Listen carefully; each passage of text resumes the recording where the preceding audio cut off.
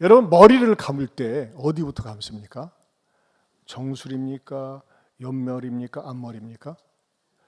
저는 눈부터 감습니다.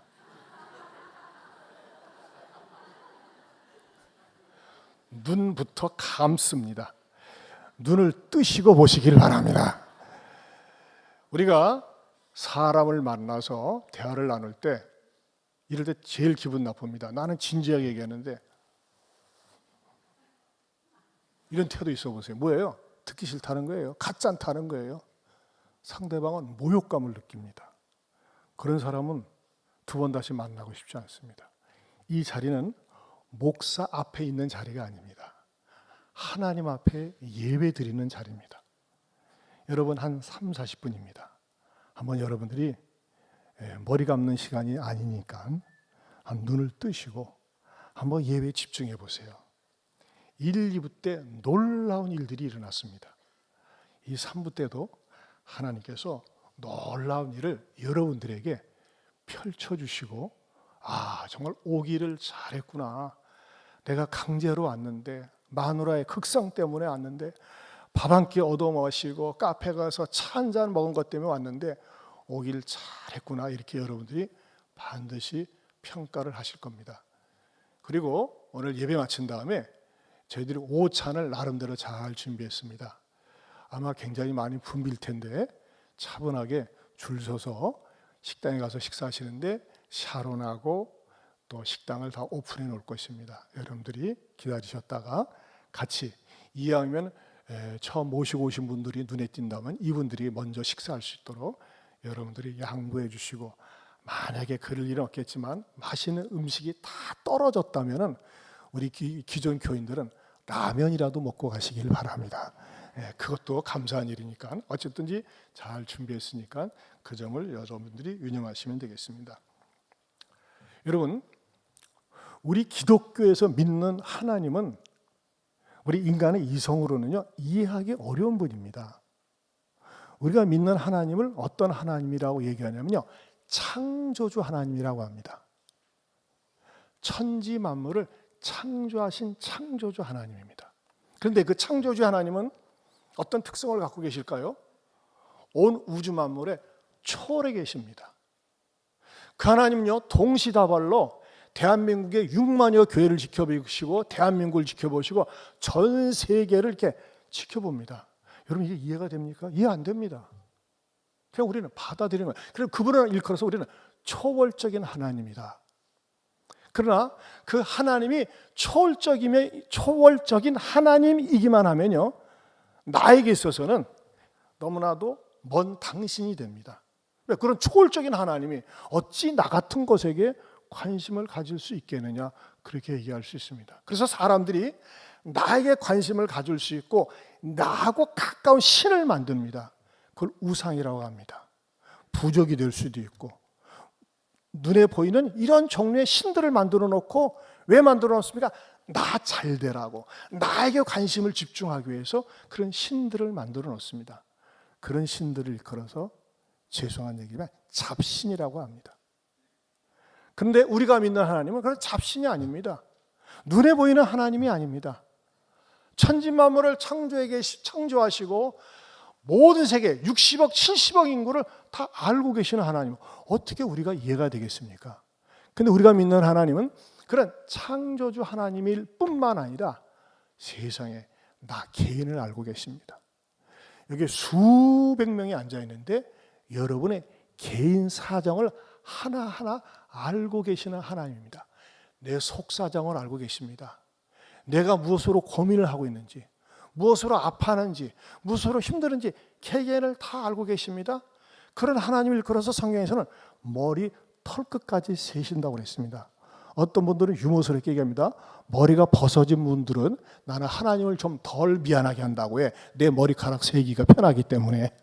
어쨌든지 우리 하나님은 모든 분들을 다 알고 계시는 분입니다. 이런 하나님을 일컬어서 신학적인 용어로 내주하시는 하나님입니다. 그렇게 얘기합니다.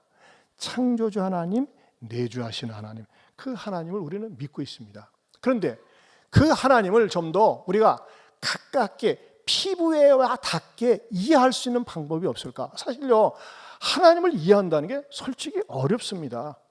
마치 말이죠, 여러분들 요즘 얼마나 개, 고양이를 지극정성으로 사랑합니까? 푸사 사진에 내 얼굴은 안 보여도 개 얼굴은 보입니다. 고양이 얼굴 얼마나 사랑합니까? 근데 여러분, 그 스마트폰의 기능에 대해서 말이죠, 페이스북에 대해서 자 설명으로 냥 이해합니까? 못합니다. 모르겠어요. 뭐 사진 보고 좋아할지는 모르지만 그러나 이해는 못합니다. 여러분, 하나님이란 존재에 대해서 우리가 어떻게 설명을 해야지 하나님 그러신 분이군요, 이렇게 와 닿을 수 있느냐 이겁니다. 근데 성경에서는 놀랍게도 그 형이상학적인 하나님에 대해서 우리의 피부에 와 닿을 수 있도록, 깨달을 수 있도록 하나님은 하나님이 창조하신 이 세계 가운데서 하나님이 어떠한 분인지를 비유적으로 가르쳐 주셨다고 하는 것입니다. 그 내용 가운데 하나가 제가 오늘 말씀드리려고 하는 바다 같은 하나님 사랑이라는 것입니다. 한번 따라서 해보실까요? 바다 같은 하나님 사랑. 그것을 어디에서 유추할 수 있냐면요, 에스겔 28장 2절 말씀을 다시 한번 같이 읽어보겠습니다. 같이 봅니다. 인자야, 너는 두루왕에게 이르기를 주 여호와께서 이같이 말씀하시되 내 마음이 교만하여 말하기를 나는 신이라. 내가 하나님의 자리 곧 바다 가운데 앉아 있다 하도다. 네, 하나님이 말이죠, 바다 가운데 앉아 있다 그랬습니다. 솔직히 어려운 표현입니다. 아니, 하나님이 눈에 보이는 형상도 아닌데 바다 가운데 자리에 앉아 있다? 이 사실 어렵습니다. 그러나 여기서 우리가 유추할 수 있는 진리는, 저는 설교를 준비하면서 이런 깨달음이 왔습니다. 이건 성경 전체를 놓고서 깨달을 수 있는 진리를 제가 요약해서 말씀을 드리는 건데, 그것은 뭐냐면 바다를 통해서 발견할 수 있는 하나님의 성품이 있더라는 것입니다. 죄송하지만 한번 전체 이해를 돕기 위해서 따라서 해보실까요? 바다를 통해서 발견할 수 있는 하나님의 성품. 사람에게 성품이 있습니다. 그렇죠? 성질이 있습니다. 센 말로 성깔이 있습니다. 하나님도 성질이 계십니다. 하나님이 성품이 있습니다. 근데 의외로 많은 사람들이 하나님의 성품을 잘 모릅니다. 하나님의 성품하면 산신령 정도로 생각을 합니다. 그러나 하나님은 그런 분이 아닙니다. 제가 이제 하나님이 어떤 성품을 가지고 계신지, 바다를 예를 들어서 하나님이 창조하신 바다를 통해서 저는 이 바다를 연구하면서 어쩌면 이렇게 하나님의 성품을 이렇게 반영할 수 있을까 정말 깨닫고 감격을 했는데, 그 감격을 여러분에게 나눠드리겠습니다. 첫째, 바다는 모든 것을 다 받아들입니다. 여러분, 바다라는 이름이 얼마나 멋있는지 몰라요. 받아들인다고 해서 바다예요. 바다, 모든 것을 다 받아들인다. 여러분, 때로는요, 지상에 엄청나게 비가 쏟아집니다. 심지어는 댐이 붕괴될 정도로, 어느 지역이 완전히 막 수몰될 정도로 물이 찰 때도 있습니다. 최근에도 말이죠, 인도네시아 어느 쪽에는 물난리가 나가지고 많은 이재민 있고 많은 사람이 죽었다고 합니다. 그런데 이 지구상에 아무리 비가 많이 와도, 아무리 물이 가득 차도 바다 용량에 한계가 있어, 더 이상 못 받아 하면서 못 받아들이지 않는다고 하는 것입니다. 아무리 비가 많이 와도, 아무리 홍수가 많이 와도, 아무리 나라가 잠겼어도 그 나라의 잠긴 물을 마침내 다 받아들인다는 것입니다. 심지어는 물만 받아들이는 줄 아십니까? 우리 인간들이 사용하고 정화하지 않은 오수와 폐수, 오염수까지 다 받아들입니다. 제가 이 기사를 보고 중국 사람들 못됐다 그런 생각을 했습니다. 몇 년 전에 중국에서 어선 수백 척을 동원해가지고 그 안에다 인간들이 쓴 온갖 종류의 오폐수, 심지어는 인분, 똥까지도 말이죠 담아가지고 어디다 버렸느냐, 그 필리핀 배타적 경제수역에다가 수백 척이 가서 버렸답니다. 그래가지고 한동안은 말이죠, 그 지역에 조류의 대녹조 현상을 초래하기도 했다고 그런 보고가 있었습니다. 제가 몇 년 전에 코카소스 3국 중에 아제르바이잔을 갔다 온 적이 있습니다.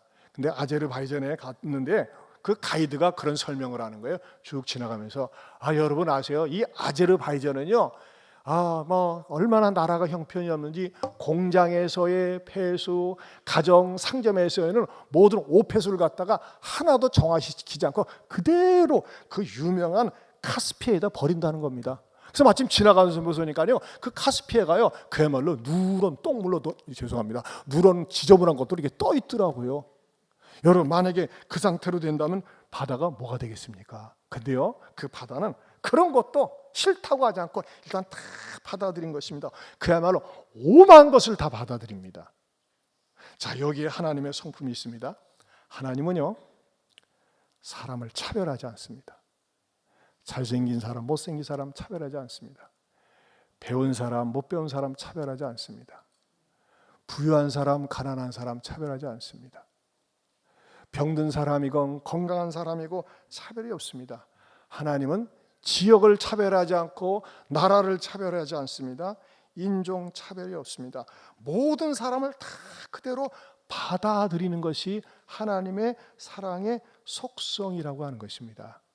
하나님의 속성 가운데서 제일 중요한 속성이 모든 사람을 받아들입니다. 우리 이 땅에 살면서요, 온갖 종류의 죄를 짓고 삽니다. 여러분, 왜 사람이 죄를 지을까요? 죄를 가르치는 데 없습니다. 사기 능하게 치는 학원 있습니까? 등쳐먹는 학원이 있습니까? 없습니다. 거짓말을 어떻게 하면 교묘하게 할 수 있는가? 거짓말 학원 없습니다. 거짓말을 가르치지 않고 사기를 가르치지 않는데도 불구하고 인간은요, 배우면 배운 대로, 배우지 않으면 배우지 않은 대로 온갖 종류의 질을 짜내고 만들어가지고 사람을 골탕 먹이고 죄를 짓게 하고 죄를 짓습니다.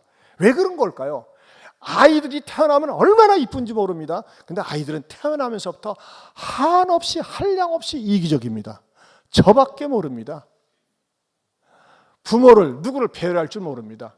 이게 아기들의 특징입니다. 왜 그렇죠? 죄성 때문에 그렇습니다. 그러면서 배우면 배울수록 지능적이 됩니다. 아주 고도화됩니다. 이것이 인간의 특성입니다. 왜 그런 것이죠? 죄를 가르쳐 준 적이 없습니다.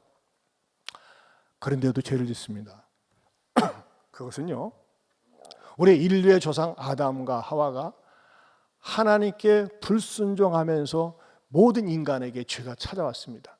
인류의 조상은요, 원숭이가 아닙니다. 고릴라가 아닙니다. 아담과 하와입니다. 아담과 하와가 따먹지 말라고 하는 선악과를 따먹으면서 그때부터 모든 사람에게 불순종한 대가로 죄가 전이되었습니다. 그 죄로 말미암아 모든 사람에게 죽음이 찾아왔고, 그 죄로 말미암아 가르쳐주지 않고 알려주지 않았는데도 불구하고 끊임없이 죄를 짓습니다. 항상 생각하는 게 못된 짓, 나쁜 짓, 그것이 우리 인간들이라고 하는 것입니다. 그리고 죄 중에서도 가장 큰 죄가 있다면, 원래 우리 하나님은 우리를 창조하실 때 하나님과 교제를 나누고 사귀면서 아름답게 살도록 창조를 하셨는데, 우리 인간들의 마음속에 죄가 들어오면서 가장 큰 죄가 뭐냐? 하나님을 밀어내는 겁니다. 나는 하나님 없이 살 수 있습니다. 하나님 없어도 됩니다. 나한테 강요하지 마세요. 교회 나가라고 하지 마세요. 내일 내가 알아서 해요. 나도 성인이에요. 나도 다 컸어요. 교회 나가라고 하지 말라니까. 오늘만 나오면 되니까 하면서 말이죠, 하나님을 거부하면서 사는 것이 인간의 모습이라고 하는 것입니다. 이것을 일컬어서 하나님을 떠난 죄요, 하나님을 반역한 죄라고 합니다. 근데 우리 하나님은요, 이런 죄를 짓고 사는 인간의 모습을 계속 지켜볼 수는 없었습니다.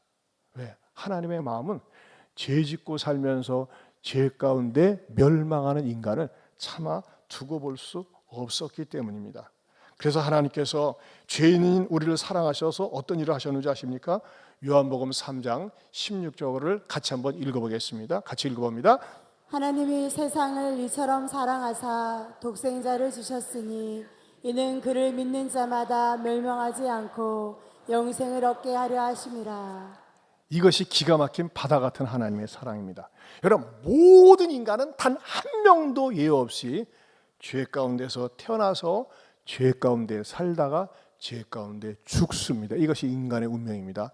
그런데 하나님의 아들 예수 그리스도는 죄 없이 태어났습니다. 이것이 신비스러운 사건인데, 처녀 마리아의 몸에 하나님의 영으로 잉태되어서 죄 없는 인간으로 태어났습니다. 근데 죄 없는 인간으로 태어나서 죄 있는 우리를 위해서 살다가 죄 있는 우리를 위해서 죽었습니다. 그리고 그 죄 있는 우리를 위해서 죽었기 때문에 죄 없는 예수님을 우리가 받아들일 때에 우리는 그 죄로부터 구원을 받을 수 있고 영생을 얻을 수 있다고 하나님께서 길을 열어놓은 것입니다. 여러분, 이것은 사실 당장 이해는 되지 않습니다. 그러나 이 귀한 진리, 내가 예수라고 하는 바닷속에 나를 던져 넣을 때, 내가 예수님을 영접할 때 나에게 멸망치 않고 영생이 주어진다고 하는 사실을 깨닫고 믿을 때 감격이 됩니다. 그래서 어떤 시인은 말이죠, 이렇게 노래를 갖다가 작시했습니다. 하늘을 두루마리 삼고 바다를 먹물 삼아도. 제가 여러분을 위해서 한 곡조 불러드리겠습니다. 하늘을 두루마리 삼고 바다를 먹물 삼아도 한없는 하나님의 사랑 다 기록할 수 없겠네. 하나님의 크신 사랑 그 어찌 닿았을까. 저 하늘로 비싸도 채우지 못하리. 나머지는 같이요. 하나님 크신 사랑은 증량다 못하리. 영원히 변치 않는 사랑 성도여 찬양하세. 여러분, 이 앞에 가사를 한번 보세요. 너무 뻥 같지 않습니까? 하늘을 두루만 삼고 바다를 먹물 삼는다. 과장때도 너무 과장된 것 같고 뻥도 너무 심한 것 같지 않습니까? 그런데요, 어떤 사람이 이 노래를 부릅니까? 하나님의 넓은 사랑, 바다와 같은 사랑을 깨달은 사람이 이렇게 시를 써서 노래로 만들었다는 것입니다. 얼마나 깊은 깨달음과 믿음이 있으면 이 노래를 부를 수 있었겠습니까? 그렇습니다. 이야, 하나님이 나 같은 인간을 받아주실 수 있다는 사실, 내가 그동안 하나님을 외면하고 살고 하나님 없이 살았는데 나를 받아주신다는 그 사실 때문에 감격해서 세상에 하늘을 두루마리 삼고 바다를 먹물 삼아도 하나님의 사랑을 다 기록할 수 없고 표현할 수 없다는 것입니다. 이런 감격이 하나님을 믿게 되면 있습니다. 두 번째로 하나님의 속성은요, 바다는 오직 하늘을 바라본다는 것입니다. 너무나 유치한 얘기 같죠? 하지만 들어보세요. 바다 색깔을 보면 참으로 신기합니다. 물리과학적인 측면으로 얘기하는 것이 아니라 그냥 현상적으로만 얘기하는 것입니다. 바다 색깔은 파랗습니다. 저는 이런 상상을 해봤습니다. 바다 색깔이 까맣다고 생각해 보세요. 바다 갔을 때 어떻게 할까요? 우울증이 도집니다. 그렇죠? 아마 공황장애 올 것이고 내 마음이 더 캄캄할 거예요. 근데 만약에 바다 색깔이 빨개 보세요. 미치고 환장할 겁니다. 근데 바다 색깔이 파랗습니다. 그래서 마음이 답답한 사람, 저도 한 번씩 새만금 가서 그 서해 바다를 보면요, 우리가 보통 바다 가면 뭐라고 합니까? 어머, 가슴이 뻥 뚫리는 것 같아. 누가 뚫어준 적도 없습니다. 근데 바다를 보면 가슴이 뻥 뚫려요. 바다 물결을 보면서 가슴이 뻥 뚫리는 것을 우리는 느낍니다. 특별히 바닷가에서 파도 치는 물결을 바라보면 그야말로 내 마음속에 있는 묵은 때가 다 씻긴 것 같은 편안함이 옵니다.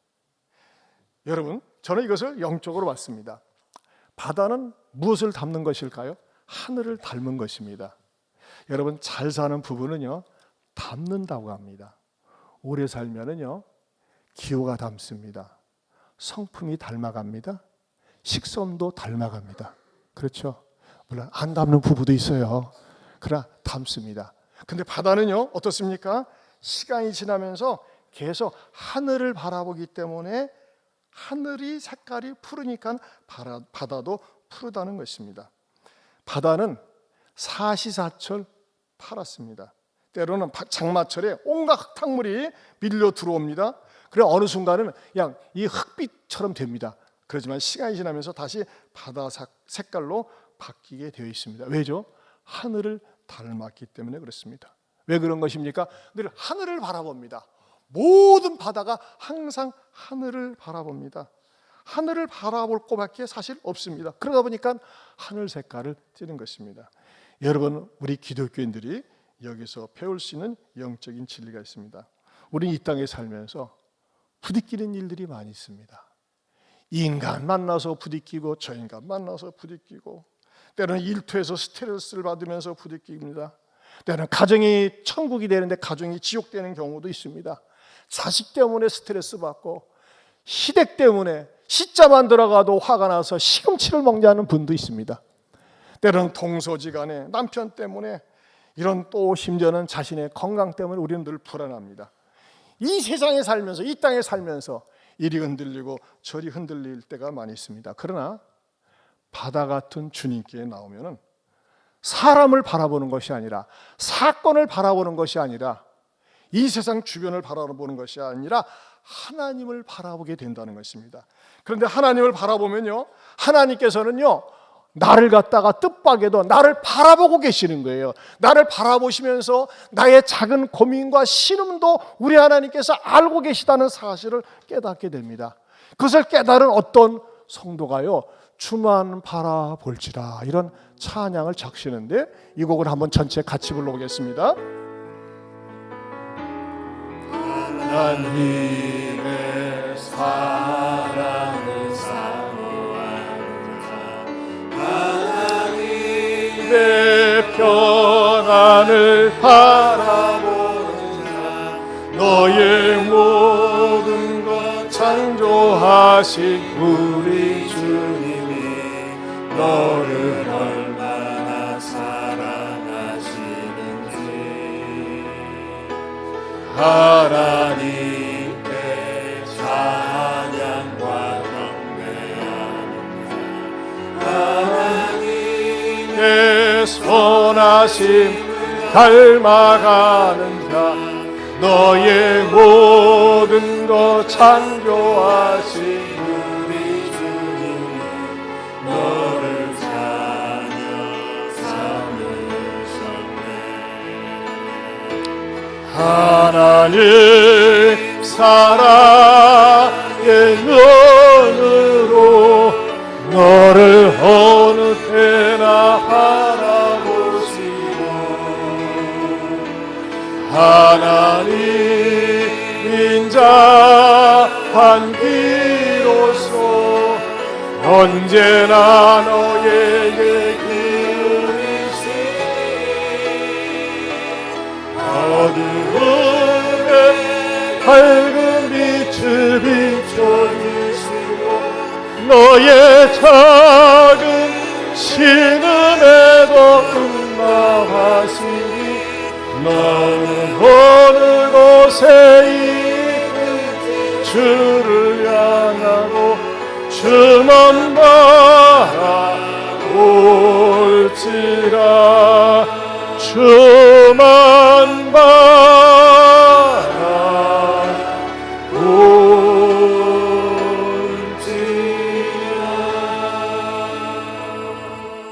저도 인생을 살면서, 목회를 하면서 굉장한 어려움에 직면할 때도 있었습니다. 때로는 얼마나 힘든지, 아침에 눈 뜨지 말고 이대로 천국 갔으면 좋겠다, 그럴 정도로 고통을 당할 때도 있었습니다. 그런데 내가 하나님 앞에 나와서 하나님을 바라보며 이 찬양을 부를 때, 우리 하나님은 나를 외면하지 아니하시고 나의 작은 신음에도 응답하시는 그 하나님을 발견하게 되었습니다. 여러분, 우리 하나님은요, 부자, 똑똑한 사람, 잘난 사람, 그런 사람만 관심 있는 게 아니라 내가 나름대로 남에게 얘기하기 창피하고 속상하고 기분 나쁜 그런 것도 알고 계시기 때문에, 하나님, 제가 속이 상해요, 자존심 상해요, 너무 견딜 수가 없어요, 이런 마음을 가지고 주 앞에 서면은 주님께서 나의 작은 신음에도 응답하신다는 것입니다. 그러면서 하나님을 바라볼 때, 하나님을 바라보는 것만큼 하나님께서 나를 바라보시면서 그 응답으로 하늘 평안을 주십니다. 그 하늘 평안은 뭐냐? 세상에서 얻을 수 없고 세상에서 맛볼 수 없는 평안입니다. 저는 이 시간에도 우리 하나님께서 하나님을 바라보러 나왔습니다, 그렇게 고백할 때 하늘 평안을 여러분들에게 내려주시기를 축원합니다. 이럴 때는요, 아멘이라고 하다 하면 손해보지 않습니다. 아멘은요, 기독교의 전문 용어가 아니라 그냥 동의합니다. I agree with you. 네, 인정합니다. 그런 뜻이에요. 여러분, 이왕이면 여러분의 마음속에, 여러분 인생 속에 어떤 고민과 아픔이 있을지라도 하나님, 나 있는 모습 그대로 주님 앞에 나왔어요. 나를 받아주세요. 그럴 때 하나님께서 여러분을 바라보시고 하늘 평안 주시기를 축원합니다. 아멘. 세 번째로는요, 바다에는 파도가 출렁입니다. 너무나 당연하죠? 전 당연한 것 가지고 진리를 유추해냈습니다. 끊임없이 밀물과 썰물이 반복됩니다. 그래 여러분, 상상을 해보세요. 바다에 파도가 없다. 어떻게 될까요? 바다는 썩습니다. 저는 여기 신흥공원에 자주 운동하러 가는데 지난 여름에 오랫동안 비가 안 왔을 때 그야말로 여러분들이 좋아하는 라떼, 녹조 라떼가 그냥 쫙 껴있더라고요. 어이구 얼마나 징그러운지. 만약에 이 바다에가 파도가 없다면 바다는 썩습니다. 근데 여러분, 바다에 왜 파도가 있는 것일까요? 파도가 있는 이유는 생명을 유지하기 위해서 있는 것입니다. 그 바다에 밀물과 썰물이 찰싹거립니다.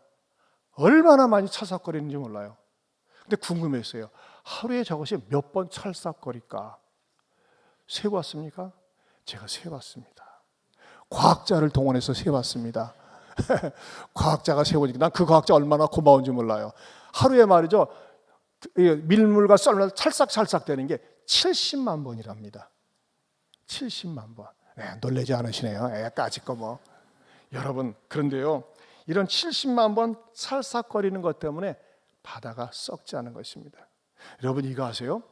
내 가정이 너무 편안해 보세요. 걱정거리 없어 보세요.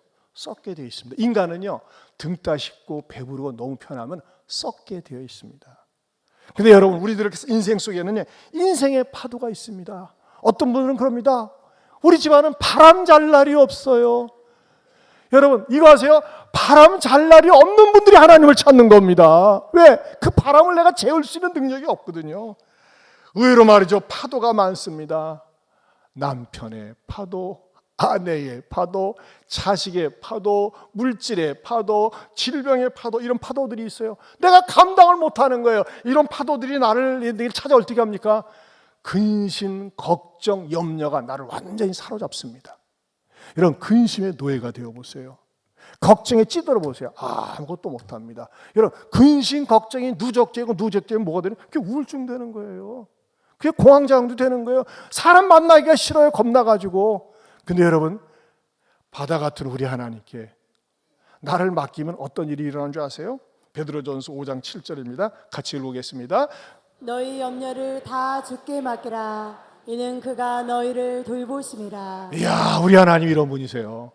하나님, 저 염려가 너무나 커요. 자식 때문에, 남편 때문에, 건강 때문에, 물질 때문에 너무 힘들어요 하고 말이죠, 내 염려를 하나님께 맡기면, 야, 너 걱정인데 나는 안 걱정스러우냐? 네 걱정거리를 나한테 얘기해봐라. 부담스럽다 그러지 않습니다. 여러분, 사람은요, 사람이 사람에게 걱정거리 얘기해보세요. 그럼 뭐라 합니까?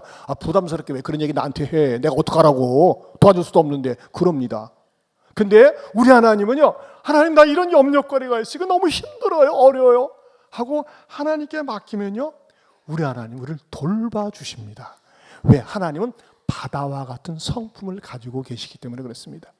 저는 여러분들이 이런 하나님을 오늘 이 시간에 만날 수 있기를 축원합니다. 모실 수 있기를 축원합니다. 더 나아가서 네 번째로는요, 바다에는 3.3%의 소금기가 있습니다. 참 신비스럽습니다. 만약에 바다가 온통 한 4%나 5% 그 이상의 소금기로 차 있다고 해보세요. 뭘까요?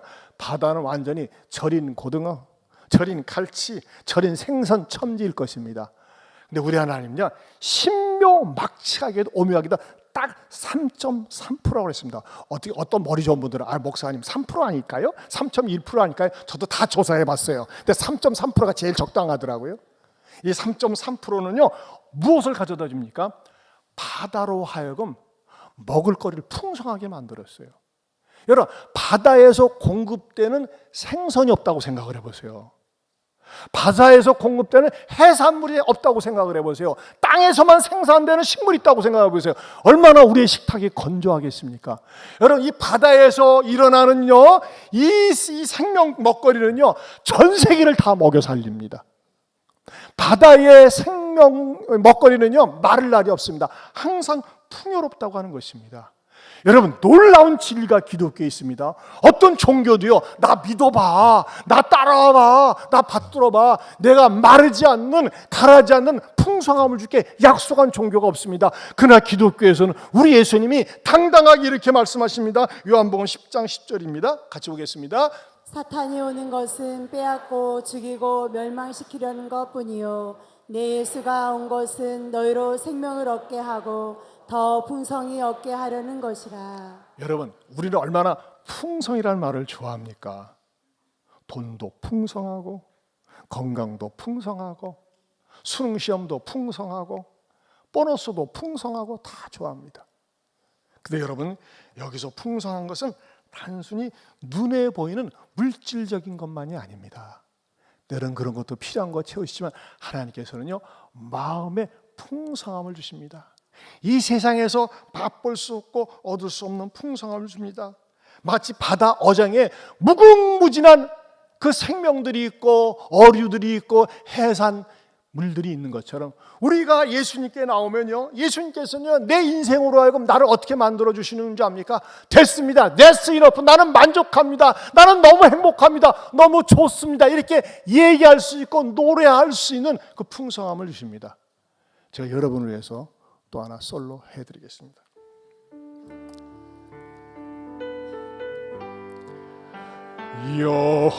여호와 나의 목자 내게 부족 없네. 푸르른 초장 위에 나의 몸 놓이시네. 선한 목자 오 나의 목자여, 생수가 넘치는 곳 날 인도하시네. 여러분, 하나님을 나의 목자로 모시고 사는 사람에게는 무엇을 고백할 수 있는지 아십니까? 부족한 것이 없습니다. 우리는 항상 헐떡거리며 삽니다. 돈도 더 있어야 되고 건강도 더 있어야 되고 명예도 더 있어야 되고 항상 더. 그런데요, 우리 하나님을 목자로 모시면요, 어떤 일이 날까요?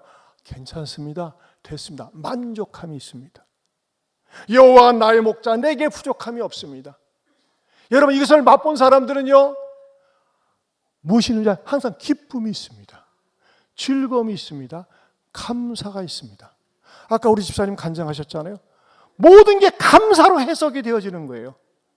옛날에는요, 왜 이러지? 왜 이런 일이 일어나지? 왜 막 화날 거리만, 신경질 날 거리만, 승진할 거리만 있는데 이제는 모든 것이 감사로 받아들여지고 감사로 해석되어집니다. 여러분, 감사는 어느 때 나옵니까? 부족함이 없다고 느낄 때. 난 됐습니다. 근데 여러분, 기독교는 어떤 축복이 있는지 아십니까? 예수님이라는 바다, 예수님이라는 분을 모시게 되면 그 예수님이 나를 품어주시면서 내 마음속에 부족함이 없다 감사로 채워주십니다. 물론 눈에 당장 보이지는 않습니다. 당장 손에 잡히지는 않습니다. 그러나 주님이 주시는 그 평안함과 행복은 대세상 부러운 것이 없습니다. 여러분, 우리 집사님 매일 걸고 그런다고 그러잖아요. 나는 예수 믿는 자입니다. 어떻게 할 수 있습니까? 그 예수님이 이분을 만족시켜 주기 때문에 그렇습니다. 소확행을 누릴 수 있습니다. 작지만 행복을 누릴 수 있습니다. 이것이 어떻게 가능합니까? 바로 예수님 앞에 나올 때 만난 인생이 되는 거예요. 여러분, 바다는 맛이 있습니다. 바다는요 3.3%의 소금기 때문에 모든 먹거리가 있는 것처럼 예수님을 잊게 되면요 인생에 맛이 있습니다. 그래서 성경에 보면 너희는 하나님을 맛보아 알지어다 그랬어요. 하나님은 맛이 있습니다. 그 맛은 평안함입니다. 그 맛은 기쁨입니다. 이것을 여러분 모두에게 드리길 원하고 가져가시기를 축원합니다. 다섯 번째는요, 바다는 자정 능력이 있습니다. 이건 놀라운 축복입니다. 바다는 다 받아준다고 그랬습니다. 온갖 종류의 물을 받아줍니다. 오수, 폐수, 똥물, 더러운 거 다 받아줍니다. 근데 만약에 그래서 바다만 주면 어떻게 됩니까? 그야말로 바다는 완전히 썩을 것입니다. 근데 시간이 지나면서 온갖 더러운 것도 말이죠, 시간이 지나면 다시 원상태가 되게 해준다는 것입니다. 심지어는요, 바다에서 얼마나 전쟁도 많이 합니까? 얼마나 많은 폭탄 사격이 있고 얼마나 많은 실험을 합니까? 바다가 그냥 거들나고 작살날 것 같은데 시간이 지나면 다 제자리에 복구시켜줍니다. 여러분, 우리 인간의 문제는 뭡니까? 죄책에 시달려서 합니다. 지은 죄 때문에 시달려서 합니다. 과거 지은 죄 때문에 시달려서 합니다. 어떤 사람은 죄를 무시하고 삽니다. 어떤 사람은 더 큰 죄를 짓고 삽니다.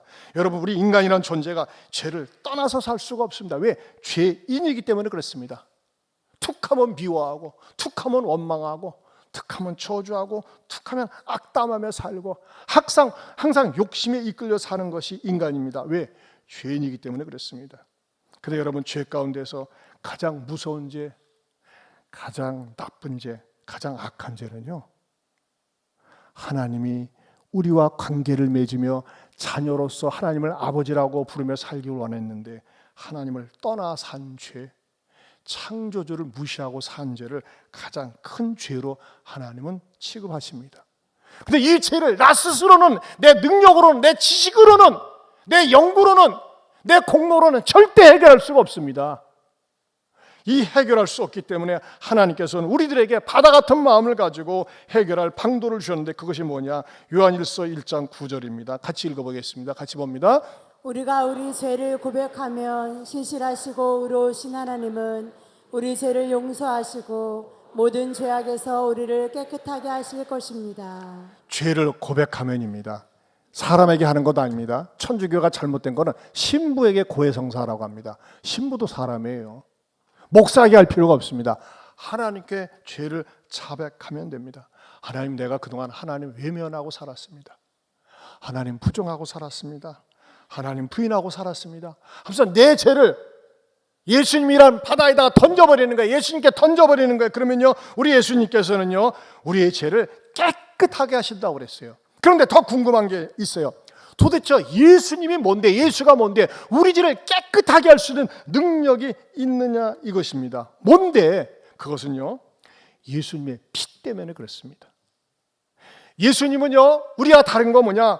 모든 사람은 죄인으로 태어나서 죄인으로 살다가 죄인으로 죽지만 예수님은 성령으로 처녀 마리아의 몸에 죄 없는 아기로 태어나서 죄 없이 살다가 우리 모든 사람을 위해서 피를 흘리면서 우리의 죄값을 대신 치르고 십자가에 죽으셨습니다. 그리고 그것을 믿을 때 그 사람에게 구원이 임하게 되는 것입니다.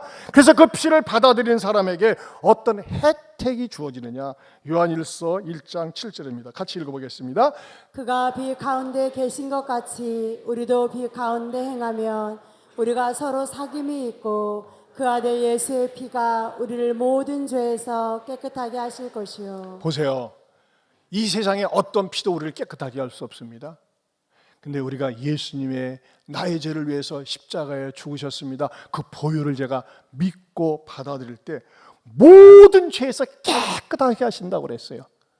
단 하나도 기억하지 않는다고 그랬어요. 어떤 성경에서는요, 내가 우리 죄를 인정하고 자백할 때요, 동이 서에서 먼 것처럼 우리 죄를 옮기신다고 그래요. 여러분, 동과 서의 길이를 잴 수 있습니까? 잴 수가 없어요. 마치 우리가 죄를 자백하면요, 죄를 한 번도 안 지은 것처럼 받아주신다고 그랬습니다. 왜 그것이 가능할까요? 우리 예수님은 우리의 죄를 위해서 십자가에 죽으시고 우리를 의롭다 하기 위해서 3일 만에 부활하셨기 때문에 그렇습니다.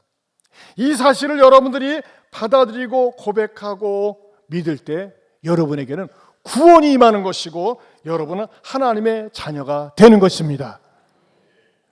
사랑하는 형제자매 여러분, 이제 메시지가 마무리할 때가 되는데 이제 더 중요한 말씀입니다.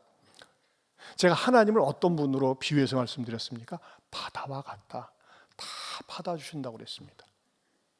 또 하나님 앞에 나오면요, 우리들에게 만족을 준다고 그랬습니다. 참 만족을 준다고 그랬습니다. 그리고 하나님 앞에 나오면요, 어떤 일이 일어납니까? 우리를 깨끗하게 하세요.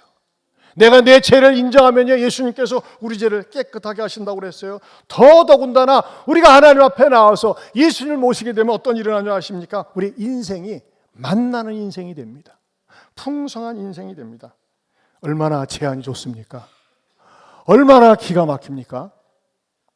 근데 이것을요, 우리의 노력이나 현금이나 공로를 가지고 아무도 얻을 수 없습니다. 이것은요, 너무너무 비싸기 때문에 하나님은 그냥 주시기로 했습니다.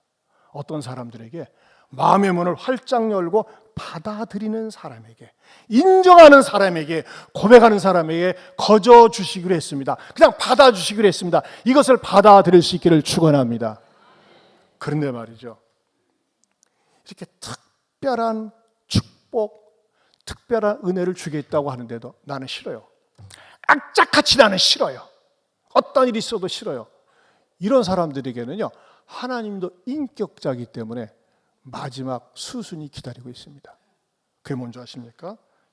태풍에 휩쓸려 멸망하고 만다는 것입니다. 그럼 태풍이 어디서 일어납니까? 바다에서 일어납니다. 태풍을 맞설 수 있는 인간이 있습니까? 태풍을 맞설 수 있는 인간이 없어요. 태풍 신호가 온다, 기상예보를 한다, 다 몸을 사립니다. 태풍 앞에 맞설 수 없습니다. 여러분, 우리 하나님께서 여러분이 멸망하는 것을 원치 않고 죄 가운데서 구원하고 다 받아주고 다 수용하고 여러분에게 풍성함을 주고 여러분에게 복을 주겠다는데 끝까지 거부한다? 여러분, 인생의 태풍이 기다리고 있습니다. 여러분, 제가 여러분 협박하려고 하는 거 아닙니다. 공갈치는 거 아닙니다. 그건 역사적인 사실이고 앞으로 있을 일입니다. 여러분, 바다가, 제가 이번에 설교하기 위해서 연구를 많이 했어요. 바다가 제일 깊은 데가 얼마 정도야? 10,000m 되는 데가 있더라고요. 수십 미, 10,000m. 여러분, 지옥이라는 데는요, 바다는 물이지만요, 불이 끓습니다. 지옥불이 불타오른다고 그랬습니다. 우리 한국의 유명한 고승인 성철 스님이 사람이요, 이 돌을 많이 닦으면요, 자기 죽을 때쯤에 운명이 보입니다. 뭐라고 얘기하는 줄 아십니까? 나는 내 인생이, 내 영혼이 무간지옥으로 떨어지는 것을 보는도다 그랬어요. 밑도 끝도 없는 지옥으로 떨어진다고 그랬어요. 여러분, 지옥 불이 끓는 곳입니다. 어떤 사람이 갑니까? 하나님이 이렇게 좋은 조건을 제시하고 네가 나를 받아들여, 너는 영생을 얻어, 너는 풍성한 삶을 살아, 내가 너를 자녀로 삼겠어, 이렇게까지 하나님께서 애타게 목 놓아 외치고 전하는데도 불구하고 거부하는 사람에게는요, 뭐가 기다리고 있어요? 심판이 기다리고 있어요. 왜? 하나님은 강요하지 않습니다. 하나님은 인격자이기 때문에 선택은 여러분들이 하게 하십니다. 여러분, 어떻게 하시겠습니까? 기도하겠습니다. 한 번 죽는 것은 사람에게 정해진 것이요, 그 후에는 심판이 있다고 그랬습니다. 여러분, 절대 심판받고 지옥에 가서는 안 됩니다. 여러분, 하나님께서는요, 여러분을 다 받아주신다고 그랬어요. 수용해 주신다고 그랬어요. 풍성함을 주신다고 그랬어요. 만나는 인생을 주신다고 그랬어요. 죄로부터 깨끗함을 주신다고 그랬어요. 자, 오늘 말씀을 들으면서, 아, 그렇습니다. 내가 그동안엔 하나님을 떠나 살았습니다. 하나님을 외면하며 살았습니다. 바쁘다는 핑계로, 나 살기도 바쁘다는 핑계로, 나는 신앙이 없다, 종교에는 자유다는 핑계로 살았습니다. 하지만 여러분, 이런 모든 핑계거리는 죄의 증거입니다. 한 번 죽는 것은 사람에게 정해진 것이요, 그 후에는 심판이 있으리니 지옥 심판이 있습니다. 여러분, 저는 여러분, 여기 오신 여러분 가운데 단 한 분도 지옥 심판에 떨어지기를 원치 않습니다. 제 메시지를 듣고 제가 여러분을 위해서 기도해 드리려고 합니다. 하나님 아버지, 감사합니다. 오늘 생명의 성령의 말씀을 하나님이 어떤 분이신지 바다를 비유해서 말씀을 드렸습니다. 우리 하나님께서 우리를 다 받아주심을 감사합니다. 우리 죄악도 수용해 주심을 감사합니다. 우리를 깨끗게 하여 주심도 감사합니다. 정말 우리가 예수님을 모셔드림으로 말미암아 풍성한 인생, 만나는 인생을 살게 하여 주시옵소서. 여러분, 제 메시지에 동의를 하시고 깨닫고 또 하나님의 자녀가 되기 원한다면 우리 성도들과 더불어 제 기도를 한번 따라서 해주시기 바랍니다. 하나님 아버지, 오늘 귀한 메시지를 들었습니다. 바다 같은 하나님 사랑에 대해서 들었습니다. 저를 받아주옵소서. 제가 죄인입니다. 나 스스로는 구원받을 수 없음을 고백합니다. 예수님이 나의 죄를 위해 십자가에 죽으시고 3일 만에 부활하셨음을 믿습니다. 나도 받아 주옵소서. 하나님의 품으로 받아 주옵소서. 하나님이 주시는 풍성함을 맛보게 하여 주옵소서. 복된 인생이 되게 하여 주옵소서. 예수님 이름으로 기도합니다. 아멘. 여러분, 제 기도를 따라서 했지만 맞다, 나도 이렇게 믿어야 되겠다 동의하시는 분, 이 결심카드 끄집어내보세요. 끄집어내시고 여기다가 이름 쓰시고 연락처 쓰시고 인도자 쓰시고 해당란에 체크하세요. 이 시간에 예수님을 나의 구원자로 믿습니다. 또 더 신앙생활 잘하기 원하는 분, 예안교회 등록하여 신앙에 도움받기를 원합니다. 우리 찬송가 부르면서 여러분들 쓰시기 바랍니다. 지금 쓰세요. 우리 바다 같은 주의 사랑입니다.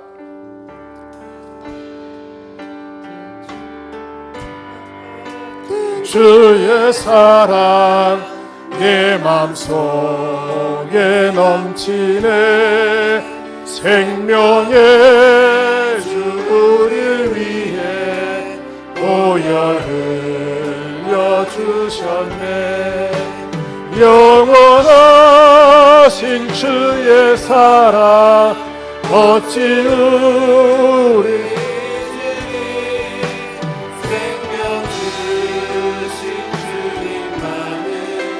영원히. 다시 한번 1절부터. 바다 같은 주의 사랑 내 맘속에 넘치네. 생명의 주 우리를 위해 보혈을 흘려주셨네. 영원하신 주의 사랑 어찌 우리 생명 주신 주님만을. 2절로 부르겠습니다. 영원히 찬양하리. 주 못 박힌 언덕 위에 생명의 문 열렸네. 깊고 넓은 은혜 예수 강나같이 흐르고 하나님의 자비하심 이 땅 위에 넘치네. 평강의 왕 주님 예수 세상 대 1절로 다시 한번 부릅니다. 바다 같은 주의 사랑 내 맘속에 넘치네. 생명의 주를 위해. 아직 써내지 않으신 분 제출해 주시기 바랍니다. 주셨네. 영원하신 주의 사랑 어찌 우리 생명 주신 주님만을 영원히 찬양하리. 저는 제 인생에서 예수님을 믿지 않았다라면 벌써 저 세상 인간 됐습니다. 인간이 사는 게 왜 이렇게 허무한지, 덫이 없는지 저는 허무주의에 많이 빠졌습니다. 그러나 예수님을 믿고 난 다음에는 얼마나 행복한지, 얼마나 감사한지. 왜 사람들이 예수님을 왜 모를까, 안 믿을까, 그런 마음으로 사명을 받고 목사가 되었습니다. 여러분, 하나님께서 여러분을 다 받아주심을 믿으시길 바랍니다. 바닷가에 갈 때마다 이 메시지가 기억났으면 좋겠어요. 제가 여러분을 위해서 마지막으로 축복기도 해드리고 싶습니다. 이 결심카드 써내신 분들, 또는 우리 교인이면서도 또 다시 예수님을 받아들이기 원하시는 분들, 인도하신 분들과 더불어서 그 자리에서 한번 조용히 한번 일어서 보세요. 제가 여러분을 위해서 축복기도 해드리겠습니다. 그 자리에서 조용히 한번 일어서 보세요. 가슴에 손을 모으시고 1부에도요 100% 결신하셨어요. 100%. 내가 너무 놀랐어요. 2부 때도 한 90%가 결신을 하고, 이야, 우리 하나님께서 얼마나 은혜를 주셨는지 우리 두 손을 모으고 기도합니다. 하나님 아버지 감사합니다. 오늘 이 자리를 위해서 많은 분들이 수고하고 희생하면서 모시고 왔는데, 이렇게 예수님을 모시고 살겠노라고, 예수님을 나도 받아들이겠노라고 작정하고 일어섰습니다. 주여, 이들을 하나님의 생명책에 기록하여 주시옵소서. 이분들의 남은 생을 책임져 주시옵소서. 제 기도를 다시 한번 따라서 해주시기 바랍니다. 하나님 아버지 감사합니다. 오늘 이 자리에 불러주셔서 감사합니다. 나를 받아주셔서 감사합니다.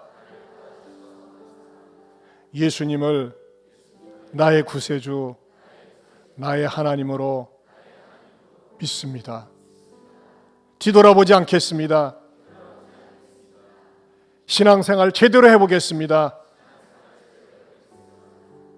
주여, 이분들을 책임져 주시고 또 교회 등록하고 신앙생활하면서 영혼이 잘된 같이 범사에 잘되고 강건한 목을 주시고, 정말 인생에 있어서 나도 부족함이 없습니다 고백하고 노래할 수 있는 그런 마음의 평안과 의로움으로 좋은 곳으로 인도하여 주시옵소서. 예수님 이름으로 축복하고 기도하옵나이다. 아멘. 우리 뜨거운 격려 박수 보내주시기 바랍니다.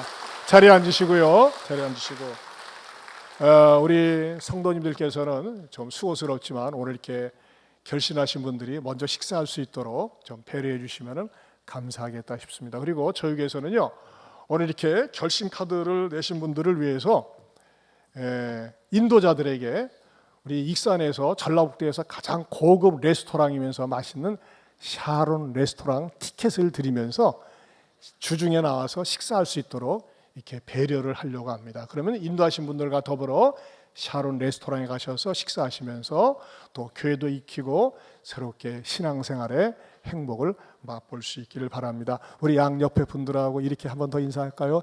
예수님 안에서 행복하시길 바랍니다. 자, 이렇게 하나 추가 광고 있네요. 교회 앞마당과 이중 주차된 차량은 이동 주차 후에 식사해 주시면 감사하겠습니다. 모처럼 교회에서 은혜 받았는데 차가 앞에 막아가지고 입술로 은혜 다 쏟을 수 있습니다. ABCD 하면서, 그러니까는 참고해 주시면 감사하겠습니다. 기도하겠습니다. 이제는 우리 주 예수 그리스도의 은혜와 하나님 아버지의 변함이 없는 사랑과 성령님의 감화감동 교통하심의 은혜가 바다 같은 하나님의 사랑을 깨달으면서 믿으면서 나를 받아주신 그 하나님 앞에서 나도 신앙생활 제대로 해보겠노라고 다짐하는 모든 성도들 위해 영원토록 함께 있을지어다. 아멘.